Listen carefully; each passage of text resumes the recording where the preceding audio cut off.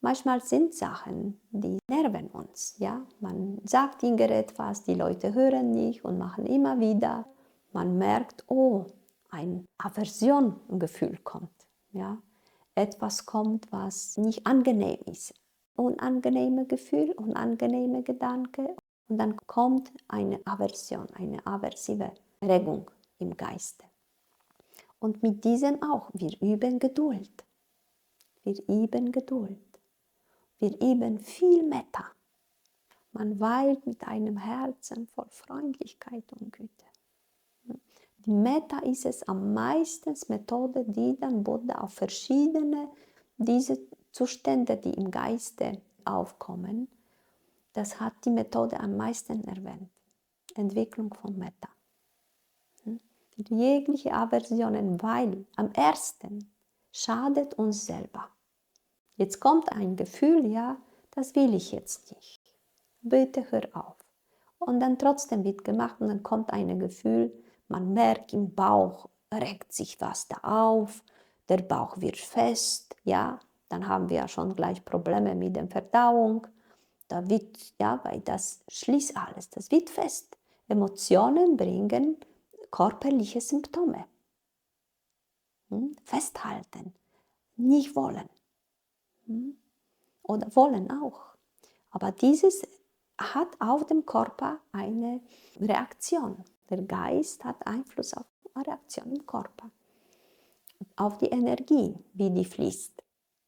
Ja, fließt die Energie, ist loslassen, ja, der Geist hält nicht fest, ist es alles entspannt, flexibel und ohne Steifheit. Sonst ist der Geist steif. Die Steifheit kommt von Festhalten. Ja, und das passiert automatisch. Und wenn wir merken, wir sind nicht schlecht, das geht nicht, da jemand Schlechtes zu finden, findet man niemanden sowieso. Aber um zu verstehen, ist das Festhalten und nicht wollen, entsteht eine Reaktion im Körper und die ist schädlich. In erster Linie für uns selbst. Und was macht man dann? Ja, die Situation kann man nicht ändern. Man kann aber den geistigen Zustand ändern. In diesem Moment, wo man merkt, diese Emotionen kommen, diese Steifheit kommt, diese Verkrampfung kommt, man weilt mit einem Herzen voll Freundlichkeit und Güte.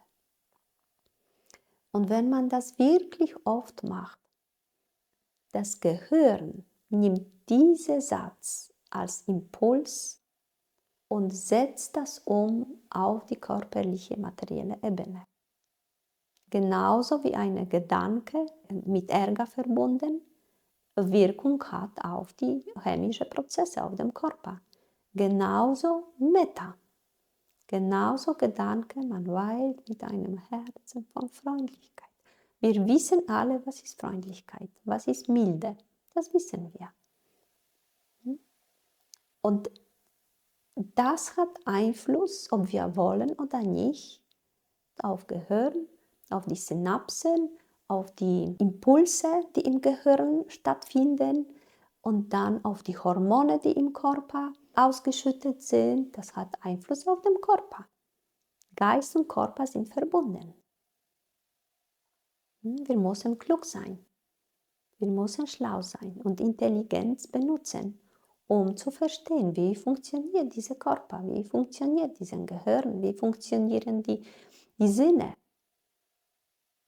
Wenn wir uns damit nicht beschäftigen, da können wir so viel Suten lesen und hören, wie wir wollen. Wir werden aber nicht verstehen, wie wirklich funktioniert diese Welt. Diese innere Welt und äußere Welt. Und dann muss uns niemand zwingen, das anzuwenden, weil man es weiß.